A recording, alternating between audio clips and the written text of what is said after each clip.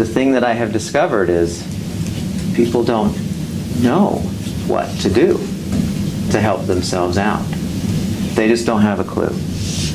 And so, my next comment, as healthcare costs continue to rise, more emphasis will be placed on each individual to accept the responsibility for his or her health. The application of effective strategies for stress reduction is a very important component of optimal health. And it's something that we're going to explore. That's the essence of this class, is how do I make it so that stress is not making my life worse? Which it does for most people. Whether that's wigging out at a test. Have you ever been at a test and you come up to the test and suddenly you don't remember anything? Does that ever happen to you? Happened to me a lot, where I'd get up there and I'd be studying like crazy, and then I'd get ready to take the test and I'd look at the stuff, especially if it had numbers in there, and I'd go, I don't remember anything. And I knew it was in there, but I couldn't get it in here. Stress. And we can explain why that's happening. It's really interesting why that is the case, that happens. And then what we can do about it. To the other end of the spectrum, where people who, I had one student in here who just comes to mind, and I've had hundreds who have been like this, but who every single day of her life for 20 years she had a headache. And she just got to the point where she just said, I guess that's what my life is going to be, is a headache every day. And as soon as we tried one single technique that we're going to do, her headache disappeared. And I met her a year later, and I said, how you doing? She looked a lot better. And she said, I'm doing great. I said, how's your headaches? And she said she hadn't had a headache in a year. And the only time when she started getting the headache, she knew the signs, she knew when she was starting to get a headache, she would do this particular method of relaxation, it would go away. So, the thing that I have found is many times it's a simple thing like figuring out how to physically relax yourself. And once you do that, the symptoms, the problems, they just kind of disappear. Safety information. And I'd like you to seriously pay attention to this. It says, as with any physiological or psychological training tool that can effectively help you improve your health, you may find you need less medication. If you're taking medications for stress, anxiety, pain, high blood pressure, diabetes, or other stress-related disorders, say depression, okay, that was a comma before that. It would be wise to discuss any changes in your needs with your prescribing doctor. Here's what I have found over the years with this class. Like I was telling you, the lady, there was one lady who took this class who, she was an older lady, and she had fibromyalgia. Does anyone know what fibromyalgia is? Does anyone have fibromyalgia in here? You do? What do you mean by older? More mature. She was a non-traditional student. I'm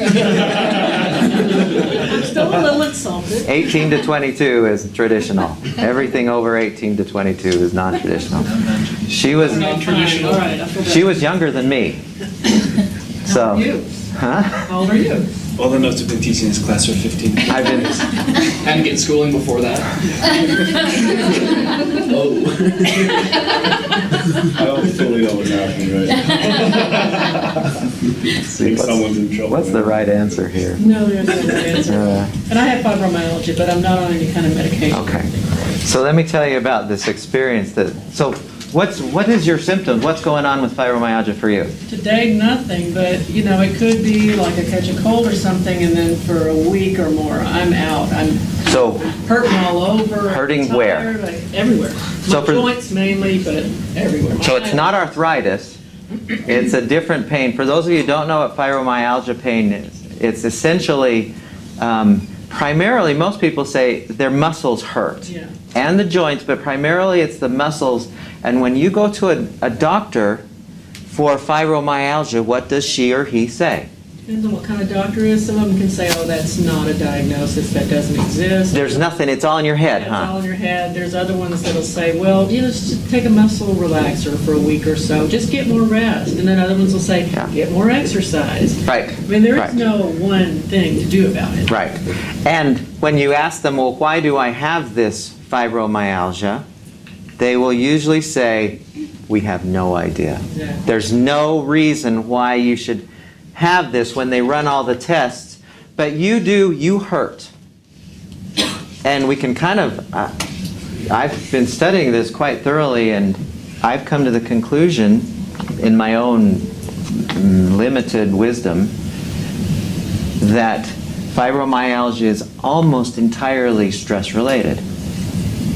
And I can explain why when we get into this, the cause of, or the symptoms of stress. It'll make perfect sense why to each of you why you have any problem that is stress related. It'll make perfect sense, and you'll go, oh, I can understand why I can't fall asleep, or I have headaches, or I'm angry all the time, or I have asthma. Somebody asked me yesterday, is asthma associated with stress? Absolutely. Allergies, all those kinds of things, and why we can explain that so many problems have a stress component, not caused by, but have a stress component.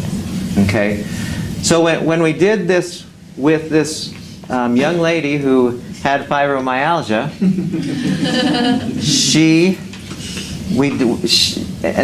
had it so bad it hurt her to have a shirt on. It was so painful. Her pain that particular day was so bad. But we were doing meditation, and we did this very simple exercise in meditation that I'll teach you.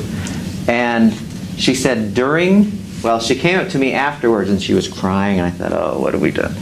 And she was crying, and I said, well, what happened to you? And she said, well, while I was doing the meditation, she said, I could just feel the pain flowing off my arms. I just felt the pain going like this. And I said, well, how do you feel now? She said, I haven't felt this good in I don't know how long.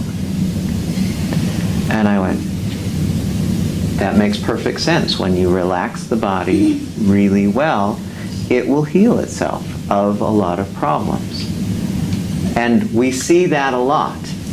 And so if you're on medication for something that is maybe stress related, don't just dog your doctor and say, well, I'm fixing it my own way.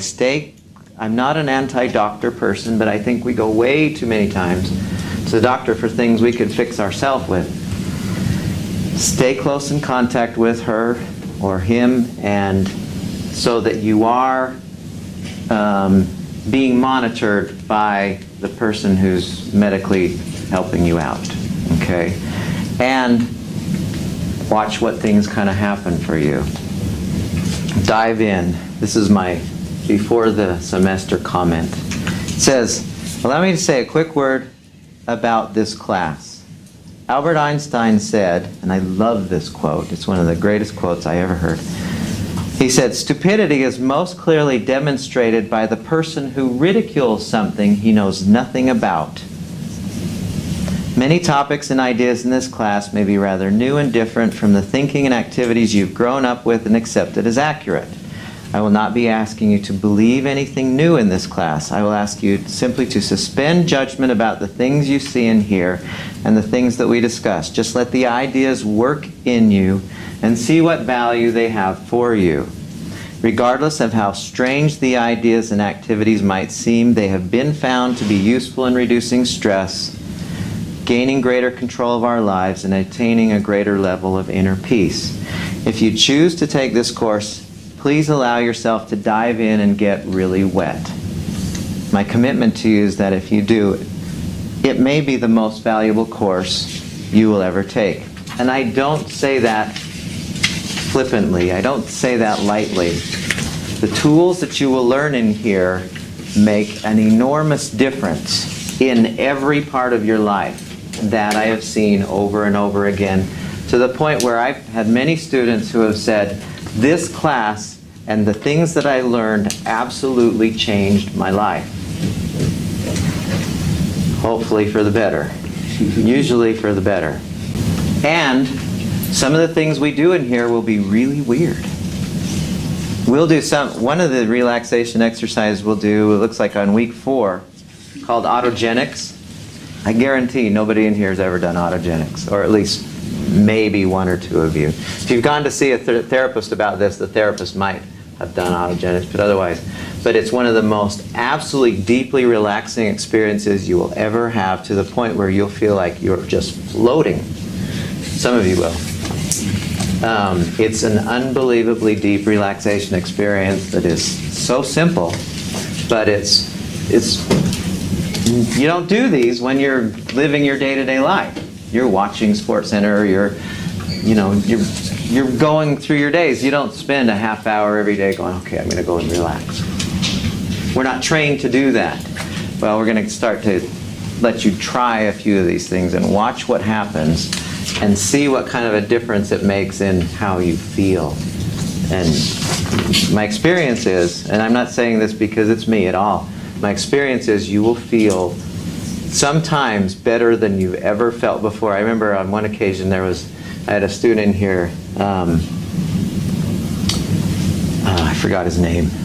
He was one of these guys who had lived a really rough life. He was, okay, now I have to say this carefully. He was a little bit older.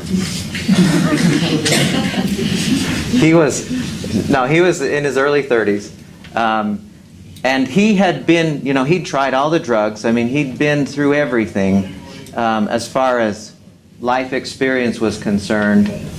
And we did yoga one day, and I'll never forget, at the end of the class we were through, maybe it was meditation, one or the other, and he just sat there in the back of the class, and it was meditation, he kept his eyes closed.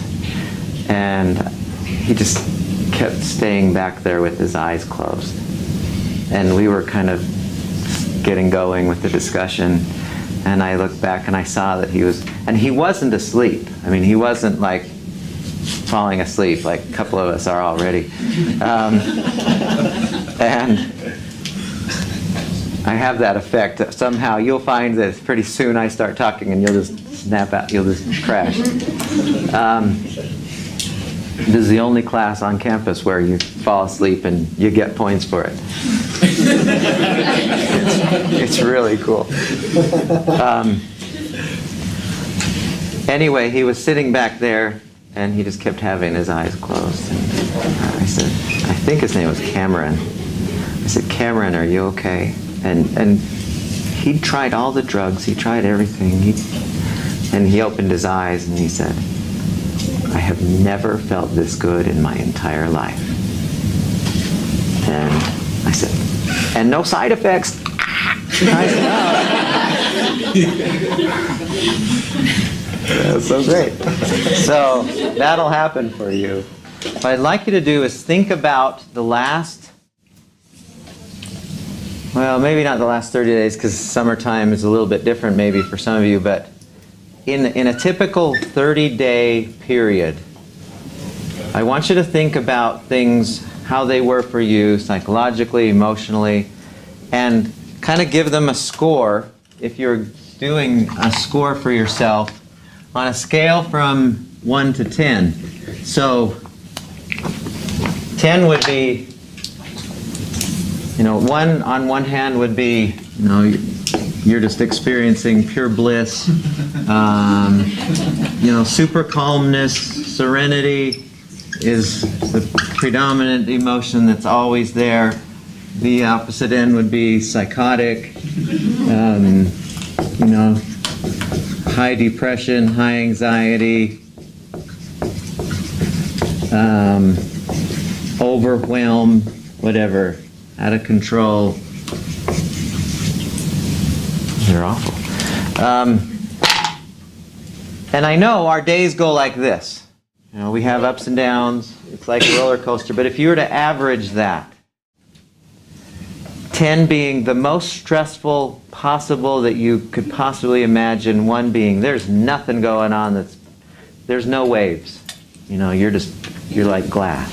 Professor, so I feel like at this time in my life, at the beginning of the semester, this question I'm doing just fine right now, but in 2.5 months, it's just gonna. You're already planning to be stressed? It's either- It's just gonna happen. Obligations, responsibilities. A Okay, lot bigger. so I'd like you to think, well, whichever one you would like. I mean, think about a typical, if you have a pretty good idea of how it will be, which that's pretty good if you can plan ahead for your stress.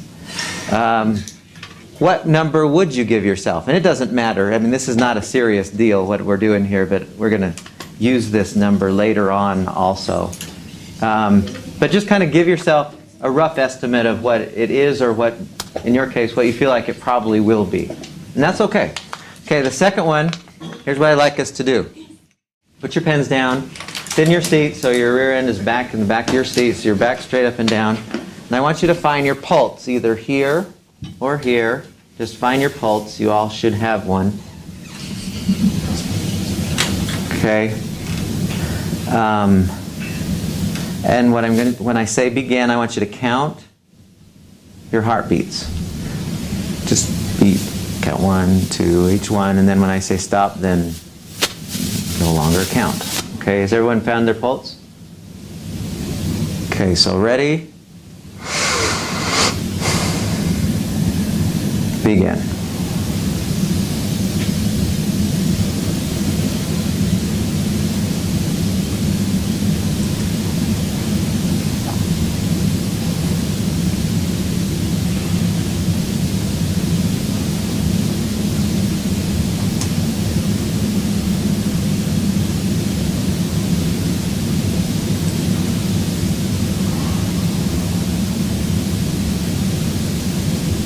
Okay, stop. Now, in your mind, double that number and write the doubled number. So if you counted 35, write down 70 on your paper. Okay, then put your pens back down. And I'd like you to, this time, I'd like you to sit up so that your back's mostly straight up and down. Now, without doing anything, actually, yeah, without changing anything, I want you to put one hand right here, right just a little bit above your heart, your other hand, so the middle of your hand's on your belly button. So you're sitting up so that you can. Now, without changing anything, I want you to notice when you inhale and exhale, which hand is moving more or at all. So just breathe normally. I want you to notice, is it your chest hand, so it's kind of like this? Or is it your and don't try to be impressive. Don't try to, oh, I'm really... Just breathe how you normally breathe and notice, is it your stomach that's moving, or is it both? Some of us, it will be both, stomach and chest moving, just breathing normally. So write down on the paper, chest, stomach, or both. And then put your pen back down. And what we're going to do this time, you can put your hands on your torso or not, but I want you to count, this is, I know, really weird sounding, but I want you to count how many breaths you take. So, in a certain amount of time. So, when I say begin, I want you to just breathe normally. Don't breathe like impressively or like you're going to get ready to scuba dive or something without, just breathe how you normally would, and each inhale and exhale is 1. So that's 1. Okay, so when I say begin, just start adding your breaths. So ready, begin.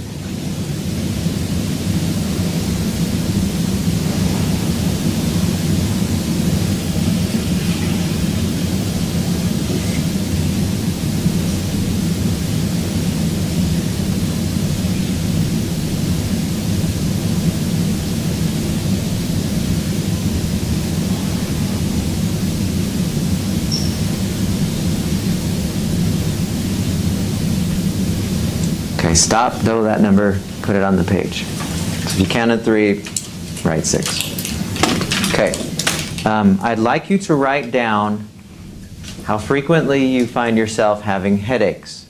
If it's daily, once a week, once a month, don't remember the last time I had a headache. And off to the side, you'll notice there's 3 dots. I would also like you to include if you know if they're migraines or cluster headaches. Does anyone know what a cluster headache is? You're familiar with, do you have them from time to time? They say that, and I've never had one, so I don't know, but my friend who had one, I lived in Illinois, said it's like a migraine times 10. Is that Right. accurate? I used to have migraines. And now you moved on to, Graduated. oh man, I have no idea what that must feel like. So include in there, if you have anything other than additionally from your tension headaches, if you have migraines and or cluster headaches. Next one, number 10, I'd like you to write down how long it takes you to fall asleep. And what I mean by that is when you hit the pillow and close your eyes with the intention of falling asleep, how long does it take before you know, and I know you don't know, but in general, about how long does it take before you are unconscious? So yes. I've recently been prescribed some medicine that makes me go to sleep a lot faster, but before that, I can fall asleep very easy. Do you want me to put? So put the before medication time. So if it was like 30 minutes, an hour, 2 hours. Okay. And then the next one, 11, how many times do you usually awaken during the night? And what I mean by that is, how many times do you awaken for no reason? Like if you have kids or a dog or something that wakes you up, or somebody else in your bed or whatever, who has maybe restless leg syndrome, they always kick you, that wouldn't count. If you just wake up and suddenly it's 3 in the morning and you don't know why, and you're not necessarily awake, but you've awakened. Okay? How many times does that happen during the night? 12. How frequently do you find yourself having nightmares? If you can kind of remember nightly, once a week, don't remember having one, somewhere in between those two. How easily do you get up in the morning? And what I mean by that, there's not really a number you can put in there, but kind of off to the side. Oh yeah, no, say how long it takes you, like how many times do you have to hit the snooze button, or do you just pop right out of bed, morning's here and you're going.